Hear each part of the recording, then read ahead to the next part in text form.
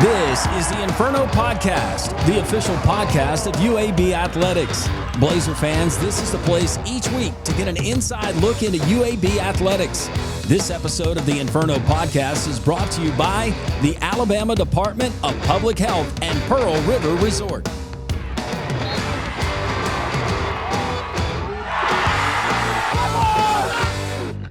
Well, Happy New Year. Welcome into 2025. It's the Inferno Podcast. Landrum Roberts, I'm your host. Thanks for joining us. Well, as we kick off 2025, today's rundown, Mark Ingram, UAB Athletics Director, will talk about the weekly events and what we can look forward to on the South Side and beyond coming up this week. Also joining us on today's show, we have UAB softball coach Taylor Smartt. Going to sit in. A lot of exciting things happening for the Blazers as we await the spring season. One of her standout players is also going to be joining us, and a part of that will be our lightning round, a very popular segment here on the Inferno. As we can always remind you, the Inferno, it can be consumed on a variety of different levels, but to watch us, you can join us on YouTube, and you can find it there at Inferno Podcast UAB. It's episode 20. It's the Inferno, and it comes your way next. As UAB athletes, there's nothing we like more than the war to pride. Around here, we say we win as one. One. And to keep cheering for the green and gold. There's one thing we need from you. Ask your doctor about an RSV vaccine. And help protect everyone. Our littlest Blazers and our most seasoned fans are most at risk from RSV. Ask about your RSV vaccine today. So we can all stay in the game. And win as one. Today's weekly update is brought to you by the Alabama Department of Public Health. To help protect all UAB fans, ask your doctor about your RSV vaccine today so we can all win as one.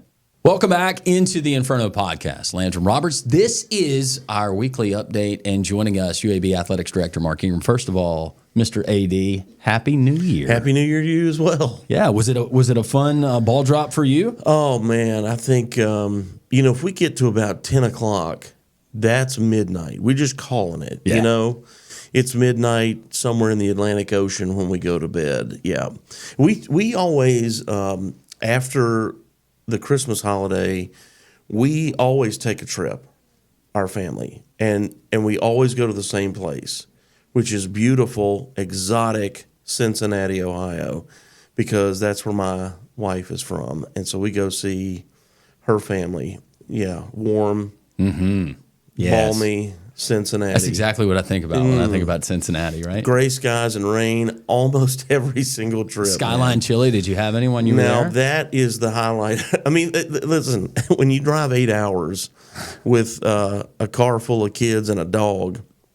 And presents. And traffic and crankiness and rain for chili, that tells you what the trip is like if the highlight of the trip is spaghetti noodles with chili on it. See, the spaghetti noodles with the chili. And Which I love I that. love. I love it. I'll top it with some cheese. I'll throw in some sour cream if I'm feeling exotic. But it's got that hint of cinnamon in it. And I like that, whatever the people in Cincinnati do. I'll tell you what I've heard it is that chocolate is the secret ingredient. I've heard that too. I had a professor in college said that she would add dark chocolate to her chili.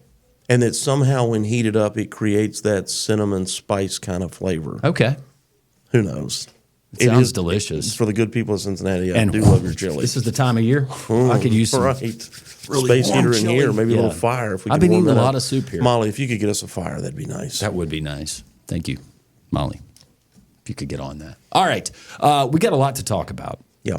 First of all, I want to congratulate you because you were very, very festive. I showed up and I watched the Blazers knock off Alcorn State at Bartow that Sunday around the Christmas break. Yeah. And I look up and you're sitting there with your lovely wife and you've got on an ugly Christmas sweater. I did.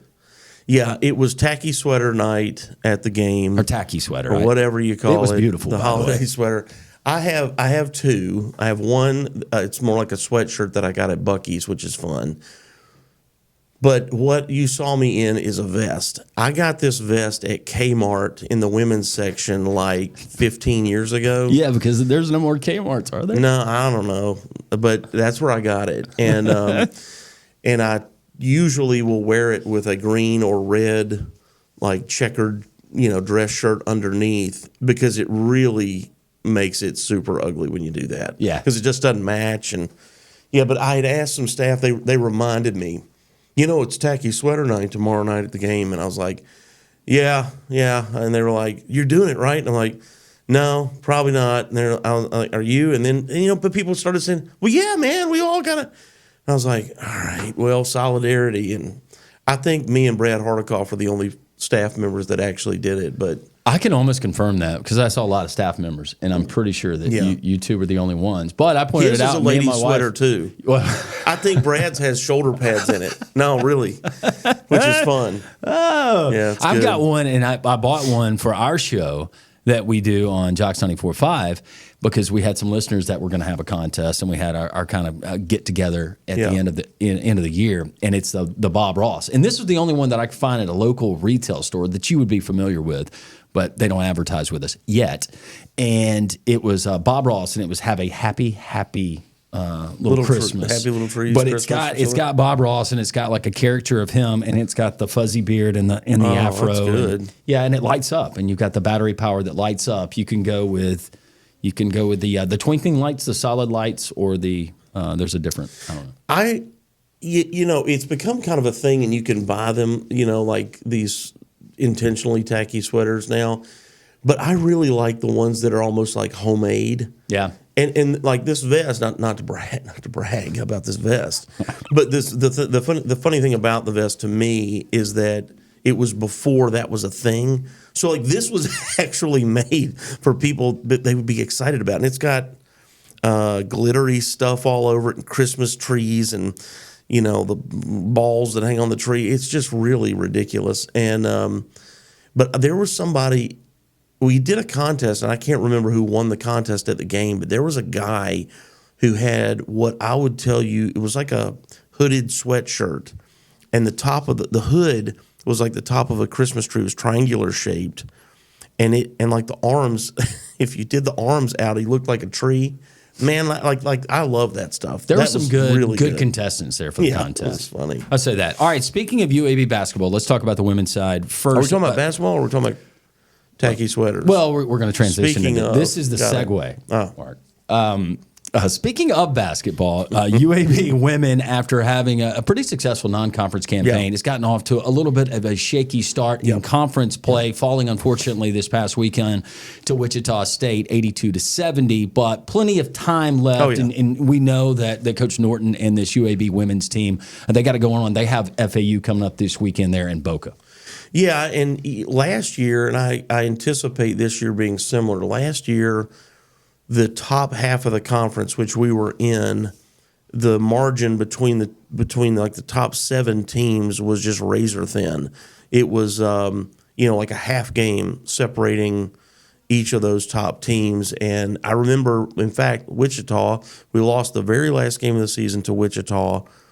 Had we beaten them, we were going to finish like 3rd, and losing to them, we were 7th, and for the one game, And so I anticipate that being similar this year. So we off to a slow start, but we're more athletic, we're better inside, and we'll come around. All right, so the UAB women, once again, they're on the road. They're at FAU coming up this weekend in Boca with a tip-off at 1 o'clock. Meanwhile, the UAB men, they had a tough opener in a game that they led by double digits there. I know, in Denton, Texas versus North Texas. And North Texas, unfortunately, they had the ball at the end. They were able to knock down the shot, and they win by 3. But you want to talk about a bounce-back game, coming back, and you blow the doors off of a Tulsa team this past weekend at Bartow Arena this past Saturday, and winning that game by, 83-51? So that's 32 points, if my math's correct. But Alejandro Vasquez, wow, what a game he had. Yeah, and he started listen, it's just about making shots. If you look at all the games that we've lost, we should have probably won all of them. We should probably be undefeated. That's a compliment, by the way. Don't tell Coach Kennedy that I mean that, or tell him, but it's a positive statement. With a minute to go, we could have won every single game that we've not won, and we've let a few leads like that one at North Texas slip through. North Texas took a different approach in the second half. They started taking the ball to the rim. They created a lot of fouls. They really out free throwed us in the second half was the main thing. I want to tell you it was like 17-4 or something like that. It was crazy, the discrepancy. And that's not a comment about officiating. It's about the way the game changed. And but in the games that we've lost, I remember I believe it was Middle Tennessee, and I could be wrong there, but one of the games we lost, we were only 59% from the free throw line. And you could have a horrible night and be at 65%, and we win that game. And Vermont, we were 0 for 10 from the three-point line. You make one, and we probably win. Two, you definitely win. And that's how close we are to being undefeated, frankly. And so I got great hope for our men's team. They finally started, to your point, against Tulsa, finally started making some shots. And so this is about building confidence as much as anything. I was really happy to see Vasquez make some shots. He's one of the guys we need to count on to do that. Butta Johnson's another one we got to get going. He's been in a bit of a slump to start the season, but he's a great shooter. And Andy has said, I think here in this show, he certainly said it in his post-game press conference, that a lot of times when guys aren't making shots, it's because they don't work hard enough. And he's like, that's not the case. He goes, I'm just telling you. He says, I can see our practice gym from my window. They're in there getting shots. They're practicing. They're working hard in their own time, And it's like a golfer. You got to swing the club. And you want to be a great shooter, you got to shoot the ball. And they're out there working at it. So once they start to see it go through the rim a couple of times, I think you're going to see a massive shift in the way that we play. And we still play that up-tempo, high-intensity defense, which is just a ton of fun to watch.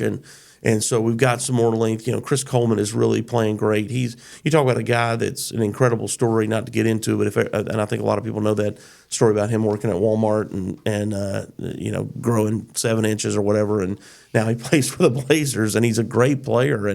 But he made a massive improvement from last year to this year, and so excited to see those guys turn around and elevate their game. Axel Lindeborg is basically averaging a double-double, so they're fun to watch. They are. They're also in Boca Raton coming up this weekend. They'll take on FAU on Sunday, and the tip-off there at 4 o'clock. By the way, if you've not been keeping up with FAU or things that happen with the coaching carousel in the offseason, Coach May is no longer there in Boca. He is now heading up the program there in Ann Arbor at the University of Michigan. Yeah. So that is a different-looking Owl team, but nonetheless, it's still a conference game. Going on the road is always tough, and that's a tough place to play. And I know that Andy will have the team ready to go. Yeah, and you know what they do? They go to Boca, and then they go to Tampa. So they go play Florida Atlantic, then South Florida. And as I'm saying that out loud, why are we not with them? That's the question that you ask yourself. Did we not take that trip? The women's team is doing the same thing. Yeah. They're back-to-back nights. They go Boca, Tampa. That's a miss on our part. And we could have got down there earlier because there's some other stuff going on in Miami. Just to see what's happening. Yeah. Go get a Cuban sandwich. Support the team. Enjoy some culture. Maybe look at some art. Yeah. Yeah, we should have done that. We could have gone down to Key West. Yeah. Have you ever been to Hemingway's house? All the cats? Are there a lot of cats? Oh, my goodness gracious. Are there a lot of cats? Oh, they're everywhere. Didn't know about the cats. No, when you're walking through the home, you have to be careful because all the cats have been able to stay there at the residence. And you will step on a cat. You will find a random cat that you think is a pillow that all of a sudden starts to move. It's a little bit different. If you're not a cat person, I wouldn't recommend. Yeah, that's not my spot. And I'm not a cat person. I'm allergic to cats. Okay. I am. Yeah, terribly allergic to cats. But anyway, yeah, Boca, Tampa for both teams starting this weekend. All right. Also coming up this weekend, UAB women's track and field gets going. We saw them in the icebreaker, but they're going to be at the Crossplex 9:30 on Saturday, Mark, and that's going to be a whole lot of fun as it is the Blazer Invite. Yeah, if you have not been to the Birmingham Crossplex, and I think there's probably, unfortunately, a lot of people in our area that have not, it is a world-class facility. I mean, literally a world-class facility. I think there's 5 in the country like it that has these hydraulic banked turns in the end. Your outdoor track is 400 meters. The indoor track is half that distance. So for the mile outdoors, you run 4 laps. Indoors, you run 8 laps.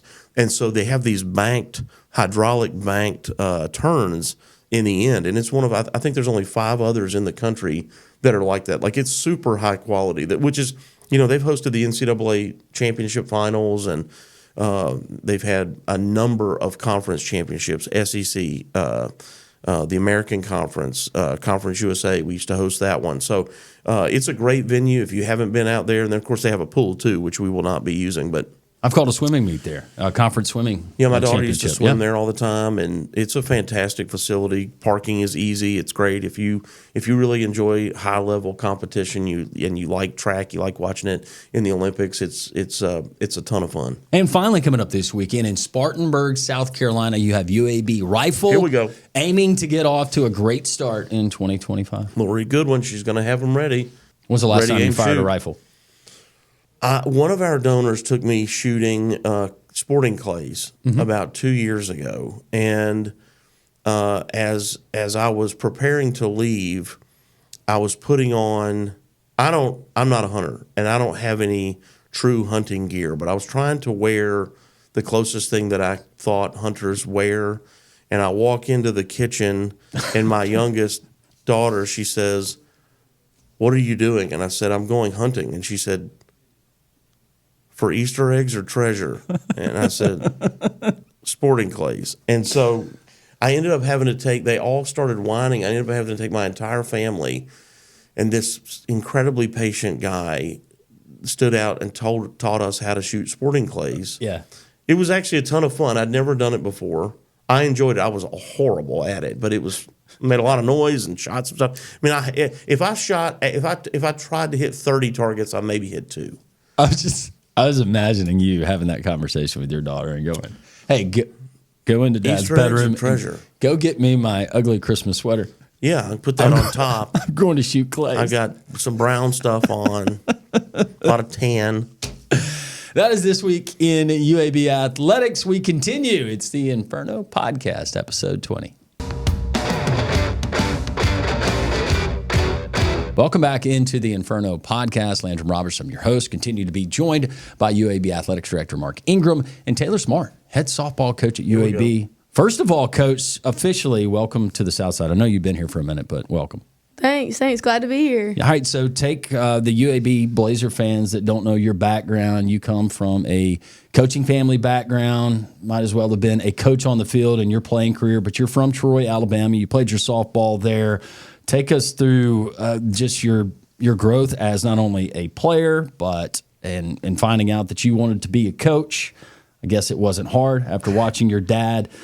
Give us some bio on Coach Taylor Smartt. Yeah, I mean, growing up, my dad was like, "Don't be a coach." He's like, "There's no money in it," and I'm like, "Okay, well, of course I wanted to coach." My little He was brother's right. He was right. Yeah, you're not wrong. But my little brother's a coach too, so we pretty much were destined to coach. So I played at Troy, and then I was really fortunate. Beth Mullins gave me a start, and who is actually an alum of UAB, and I was there for 8 years, and then went to FAU for the last 2, and then really fortunate to be here and be a Blazer. So when did you know? Did you know early on in following your dad and his career? So during my time, I think it was like after my freshman season at Troy, I coached a travel ball team, and I actually got to work Alabama softball camp, and I just realized I loved working with people, and I like people, and then I love softball, so it's just an avenue that I wanted to go down, and I was just obviously very passionate about it, so it just kind of came easy. And so I was like, okay, I'm going to get involved somehow. And I did math as my minor just in case I didn't make it in the college. I could always go be a math teacher. Oh, that and is coach. awful. I love math. 2 + 2 always equals 4. It really does. So you can check. So 4 - 2 is always going to equal 2. Well, but that's fine. What are we talking? That kind of math, or are we talking algebra 2, and all that crazy stuff with little numbers and parentheses? The class I didn't like was Cal 2. Cal 1 and Cal 3 were Trigonometry? easy. How do you feel about trigonometry? I like that. I never got to either one of those. Oh, yeah. I'm pretty good at math. No. Not like that. Yeah. No, I was more on the history side, the English side. no. Math, that sucks. No, I believe in the English part of that. You write something, and what you think you see, someone else can't see, or how you depict, what you depict of it. No. Math always equals.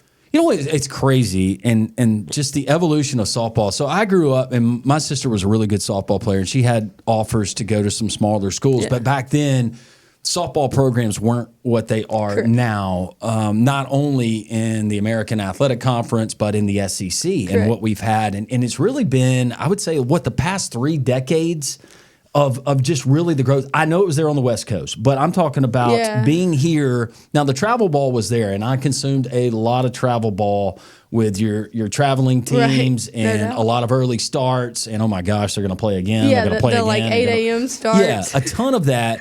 But it seems I can remember when there was the announcement that certain schools, they were going to be going from club to officially being recognized. It's just been amazing, the advancement of softball, where it is now and how it's consumed on a national level, especially in Oklahoma City every spring. Yeah, I think that I'd say the last 15 years, it's really taken off in the South. For a while, like the West Coast was definitely way more ahead than the East Coast and the South, but the Southeast has definitely picked up. I mean, I would say that Alabama, Florida, Georgia has it's like a hotbed. It's got a lot of talent here, and for a while it was only like talked about on the West Coast. Right.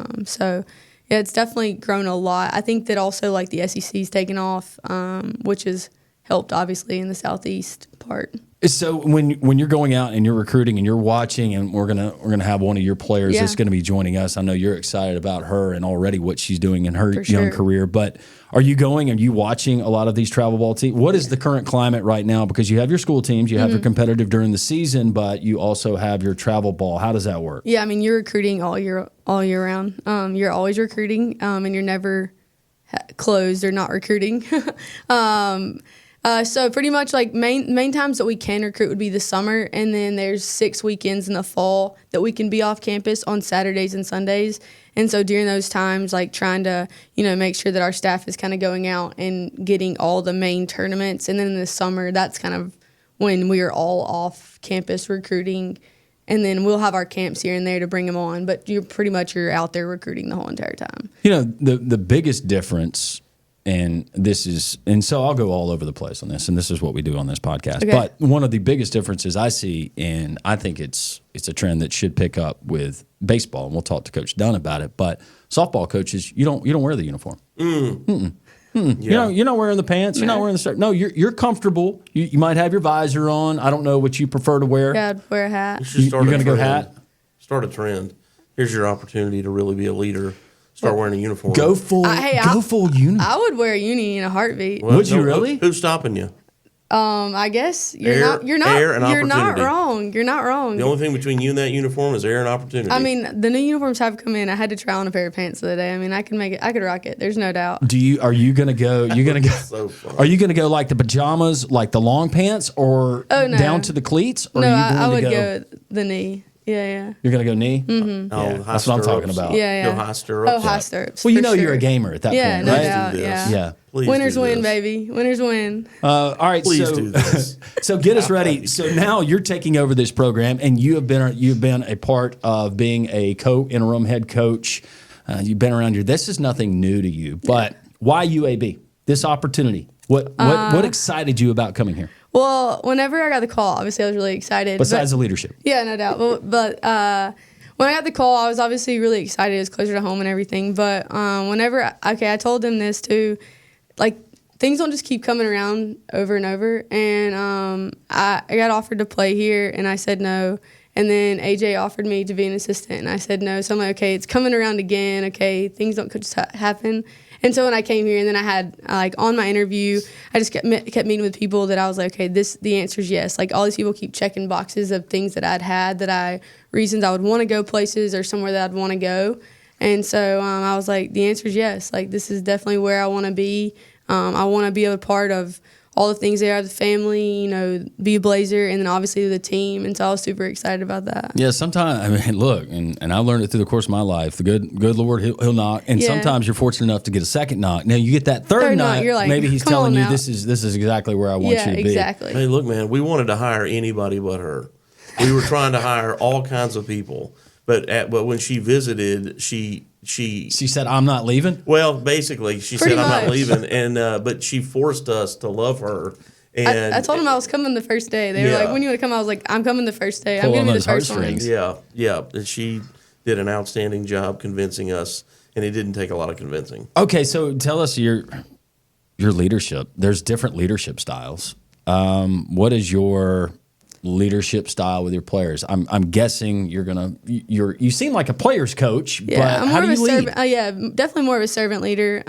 Just pretty much I like to, love them and show them what we can do and all the things, but like through that, like the tough love, trying to get them to buy into the things that, obviously that like I live out, but also like by serving them and trying to like show them the ways. but also like talking and having tough conversations. But I think the one thing that like is like I'm genuinely myself, and so like they truly know what they're gonna get. And then just honestly, a lot of that's just the tough conversations, but also knowing that it's because I love them that we're gonna do this. If we're gonna do hard things, like we're going to do hard things.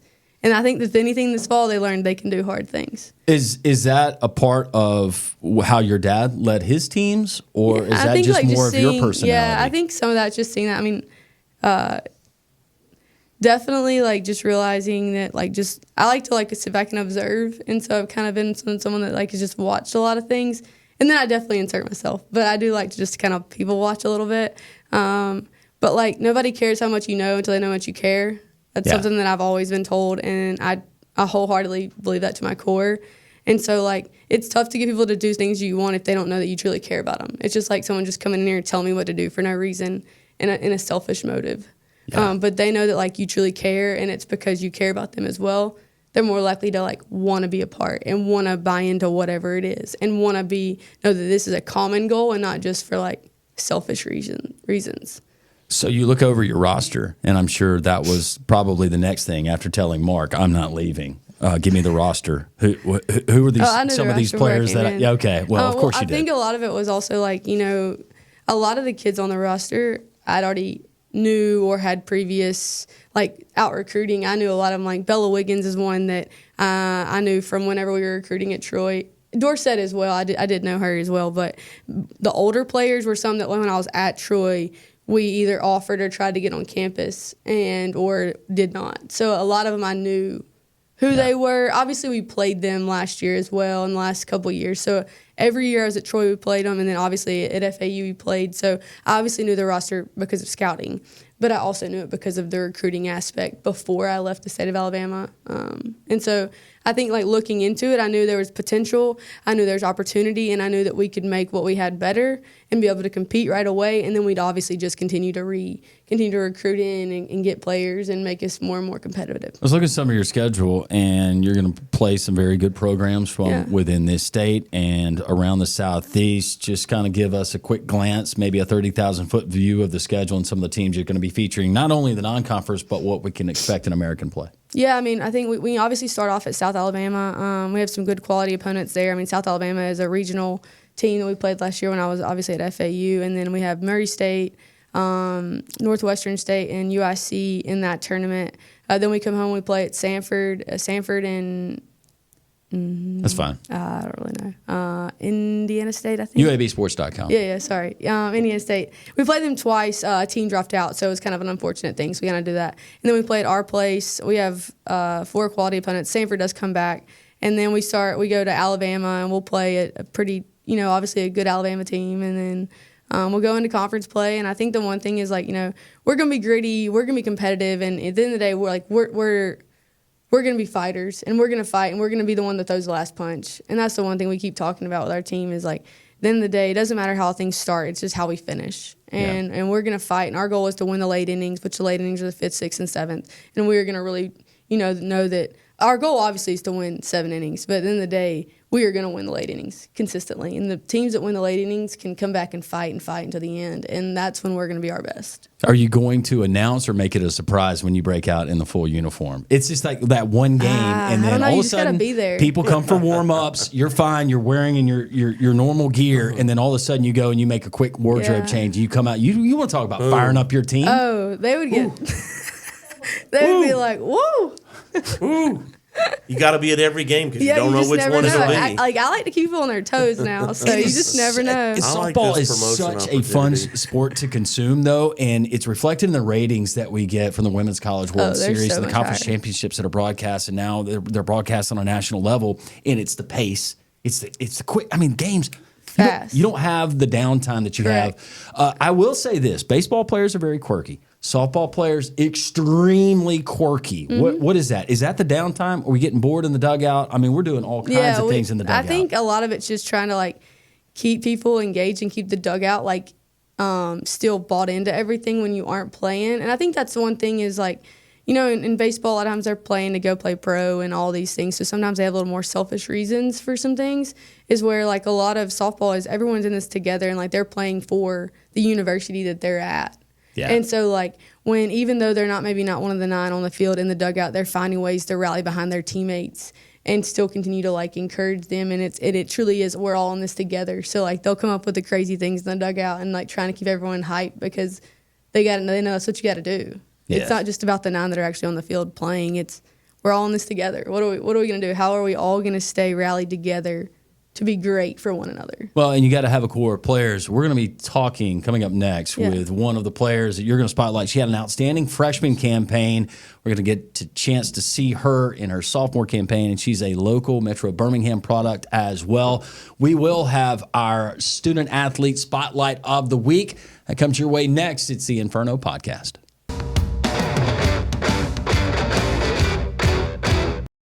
Welcome back into the Inferno Podcast. Landrum, Mark Ingram, Coach Taylor Smartt, UAB softball, and one of the standout players we're looking forward to a sophomore campaign. She's from Hewitt-Trussville High School right here in Metro Birmingham. Is Hannah Dorsett. Hannah, welcome into the Inferno. How are you? Thank you for having me. I'm good. Do you have a great into 2024 and bringing in 2025? I did. I'm excited for this year. You should be excited. You batted .317. You had a .960 fielding percentage. You're a utility player, which means you can pretty much do everything. But let's go back to your background. A decent year. Yeah, it was all right, right?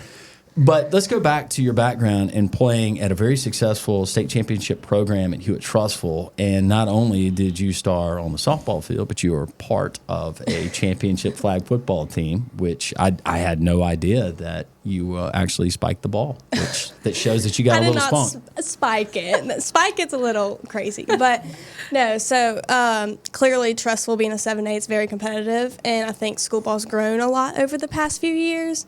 And I got to give all credit to my school ball coaching staff because our practices are not easy. It's not a normal school ball. We are out there 5 hours every day, morning workouts every single morning, one of those things. So we didn't have it easy, and I think the state championships showed how much hard work we did put in for that. And then that's softball-wise. Flag football-wise, the first year it was just kind of like a fun thing. We didn't know how serious it would be, and then, boy, it got serious, that's for sure. What was your position in flag? I was a receiver. Yeah, makes sense. Fast athlete. Yeah. Athlete. Yeah. You get your athletes out there. Yeah. Okay, so the grind that is travel ball, and I was telling Coach Smartt, my older sister, she was a really good softball player, and I would get lugged around to all of these tournaments as a kid, and we would go. And even as I got older, and she was really good, I liked to go and watch her play. So we would travel to different cities and watch. But the grind, and just now it has become where I can go by a local field, and it doesn't matter the day, doesn't matter the weather. They're constantly playing. You see kids get burned out. Mm-hmm. Talk about your growth as a player, even from youth into where you are now. And how much of that was involved with was it year-round for you? Year-round. So I grew up with 2 older sisters that played softball too. So when I say I was around softball all the time, I was. And I played for the Birmingham Thunderbolts, which is, in my opinion, one of the best travel ball organizations. Very familiar with that outfit. Yes. I joined them in 8U, and so they have local practices. And when I was 8 years old, I would be practicing with 18-year-olds. That's 3 times a week, 4 hours a day. So it was no joke. And then summer would come around, and you're gone the whole summer. And I'd say it's probably about middle school, which is really early, but you have to actually buy in. And you're like, okay, is this what I want to do in my future? Because if not, you have to give up a lot of stuff outside of softball. When I say my past 2 last summer travel balls, I think I had 8 off days. Wow. And, I have to give up beach trips and stuff with my friends, but it's like, is this what I want to do? And it was. So it's just kind of making the decision, if you want to buy in, this is what you're going to do. And if not, then go play at a lower level. So you play your freshman campaign, and there's a coaching change. You don't have any idea.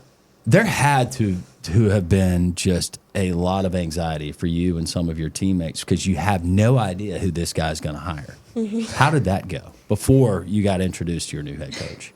It was, I don't know, it's kind of, things, we were hearing things all throughout the summer. And then when Coach Darty left, I love Darty, he was a great coach. But when he left, it was kind of like, okay, now we got to figure out, what is the next step? Because it was a very late thing, transfer portal already closed. And I went and talked to Dan like right after Doherty left, and I was like, all right, what's the plan? Like, and then he couldn't tell me anything clearly, but just through softball rumors, like I heard some names and stuff, and T Smartt was one of the names, and I remember I told Dan, I was like, look, I don't know if none of this is true or not, but if T Smartt can get that job, let's get her the job. I've heard good things about her, and when I played her at FAU, and I loved her, I loved the coaching staff there, I liked playing them. So I was like, if she gets the opportunity, let's try and give it to her. What did you said T Smartt. What was kind of the lowdown on T Smartt, what you had heard? That she's just like, my dad calls her a firecracker. And I never really have talked to her like much, but I knew of her, and I knew that she was just loved being out there. You could tell when we played her that the girls just like laughed with her and stuff, and I love that as a player-coach connection. And so seeing that at FAU, and I was like, we could have that here. Talk about the off season though. And she said that we're going to have fun. We're going to love on you. I'm going to be right there with you, but we're going to work hard because there it is. There's just no way to replace that. By all great teams, championship teams, there has to be that buy-in and working hard. What does that look like in Coach Smart's program? She's told us a lot over the fall that you're a lot stronger than you think you are. That's on the field stuff and off the field, and we have got pushed so much harder than I think we thought we could. You know, we're a team that we kind of let down a little bit, but she's shown us, like, you can keep going. And some of the stuff that we've done, like, I could not imagine us having to do it like last year. Like, I don't think we would have made it through. But she's shown us that we can do hard things, and that's off the field stuff. I think we've done a lot more off the field stuff, but it translates on the field. So that's why I'm really excited to see this season. Like last year, we lost a lot of late inning ball games. So like she was saying, I'm excited to see how many ball games we can finish this year. You're a utility player. Is there a defensive position you would just say, you know what, I'm good?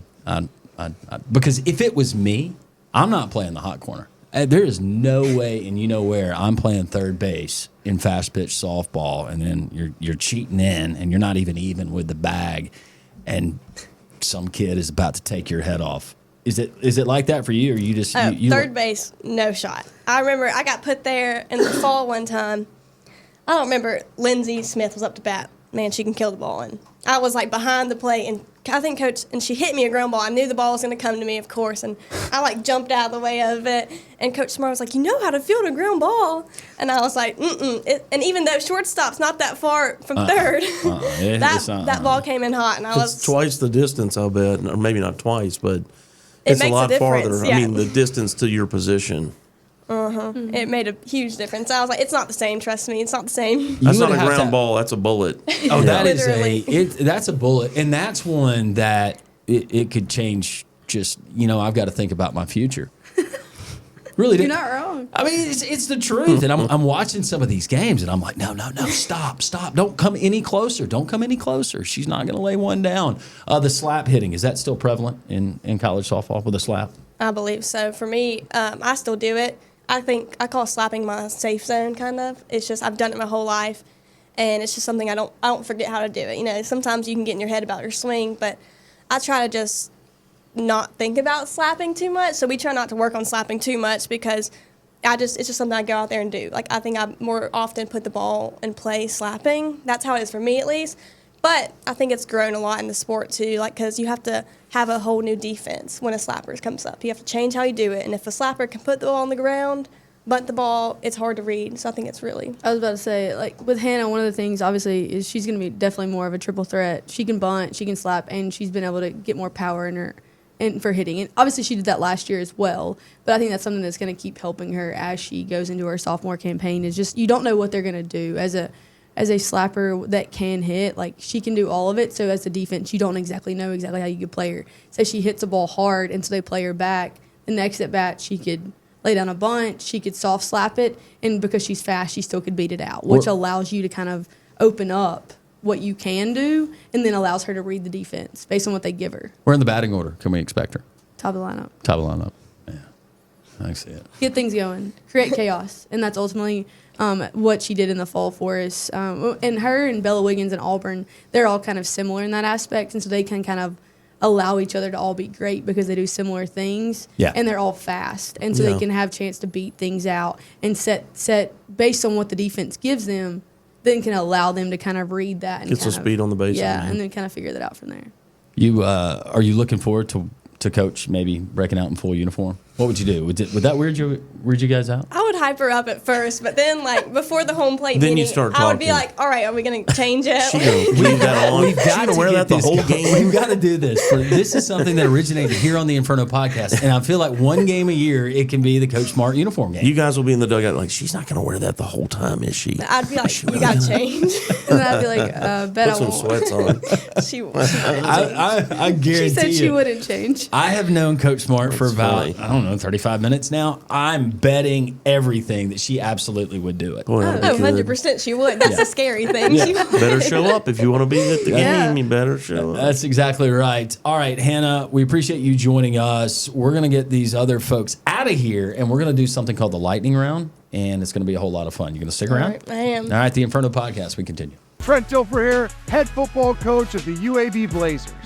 I want to tell you about my friends at Legacy Credit Union.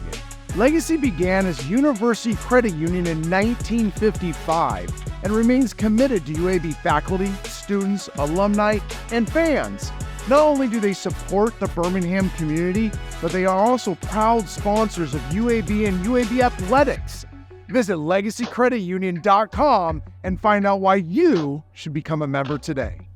Welcome back into the Inferno podcast. It's time for our lightning round. Utility player, star, just model citizen. Hannah Dorsett of UAB softball continues to join us. Everything okay? You feel good now? I do. You feel a little bit more relaxed? Coach Smartt actually doesn't feel like that kind of coach that's going to make you feel uneasy. Oh, no. She's easygoing, that's for sure. Yeah, for sure. All right, this is called the lightning round. Most of our student athletes that have joined us here on the podcast, they have done really, really well at this. Yeah. Not everybody does. This might not be your cup of tea, but you strike me as a competitor and you want to do really, really well. Okay. All right, you ready to go?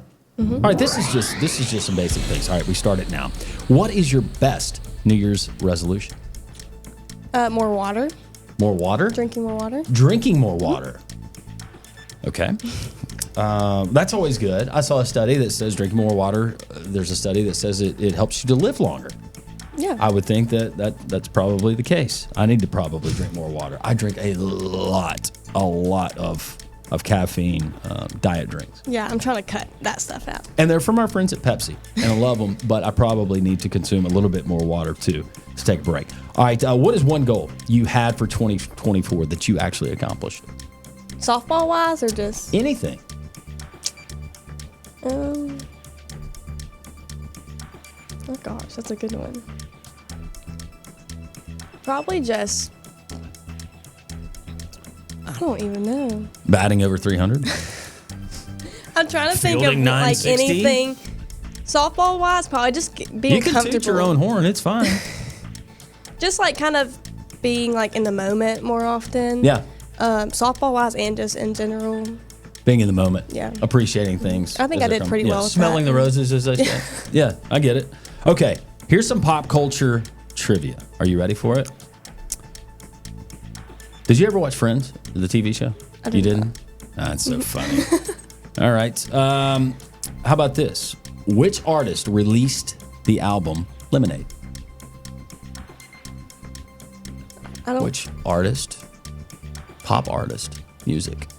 All I'm thinking is the Disney show Lemonade Mouth. Okay. Well, it would be Beyonce. Okay. Okay. Which TV show ends by suddenly cutting to black? It was on HBO for a long time. It was a series.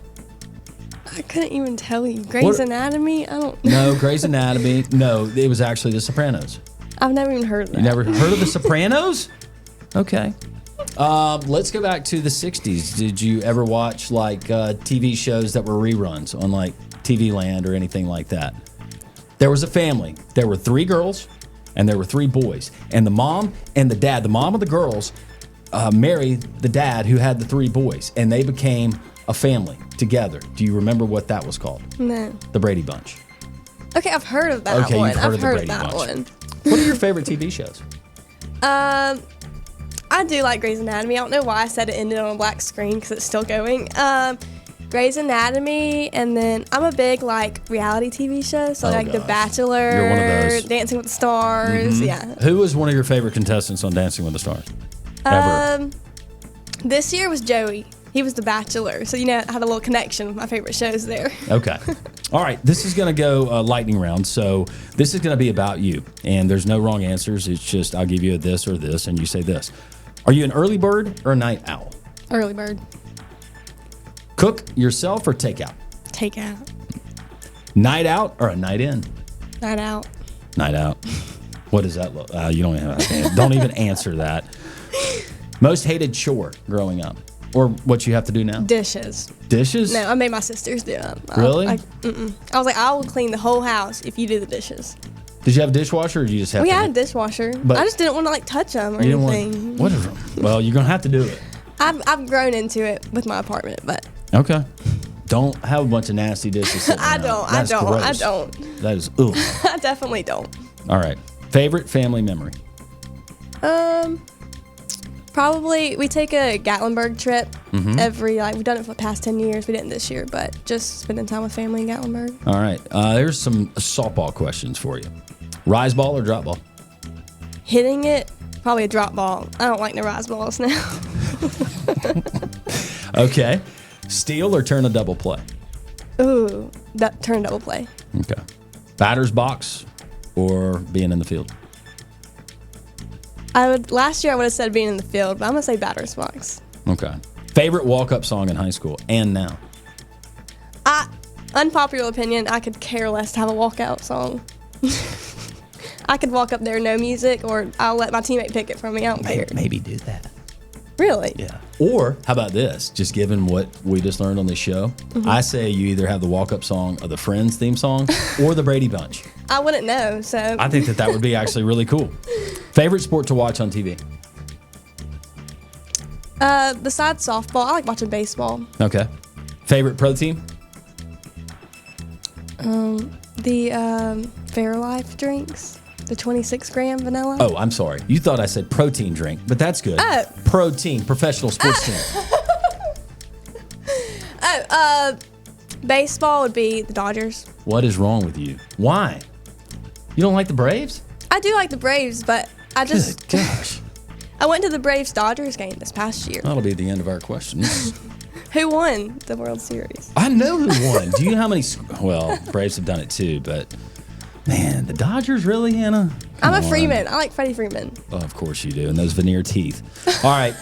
Favorite sport to go watch in person? Softball. Yeah, of course. If it wasn't softball. Probably football. Yeah, that's a good one. Favorite athlete? Caitlin Clark. Yeah, she good. Yes, she is. She's like, man, be honest with you. I didn't watch hardly any WNBA ever. I'll watch it now. A little bit. Caitlin Clark, she can shoot it. Yes, she Me and can. Coach Randy Norton, we talked about it. She's incredible. All right, and the league with the most drama. We might have just talked about it, but what league has the most drama? Professional sports league. Probably WNBA. Yeah. Angel Reese and Caitlin Clark. That was fun to watch in 2024. You were a lot of fun to watch last season. We look forward to a lot of exciting things. Hannah Dorsett, UAB. Anything you want to tell UAB fans? We're excited about watching you on the diamond this year. Yeah, no. I hope everybody can come out to Mary Bowers and watch us this year and go Blazers. All right, walk-up song. You got to do it, though. Do the Friends. Do the Friends. I'll think about it. I'll think about it. Yeah, I'll think about it. I think that would be fun. Yeah. Hannah Dorsett, Inferno Podcast. We continue.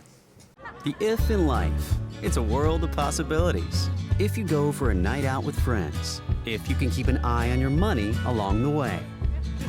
If you know you have overdraft protection with no fee transfers from savings. When you get a low balance alert, it's easier to say yes to fun. If that sounds good, try Regions Life Banking. Stay ready for the if in life. Regions Bank embrace the if in life.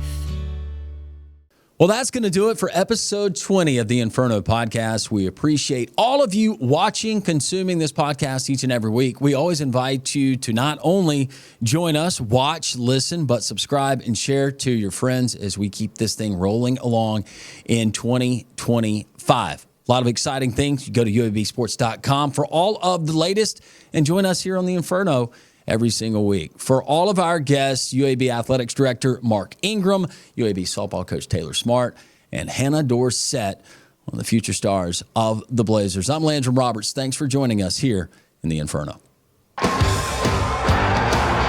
This is the Inferno Podcast, the official podcast of UAB Athletics. Blazer fans, this is the place each week to get an inside look into UAB Athletics.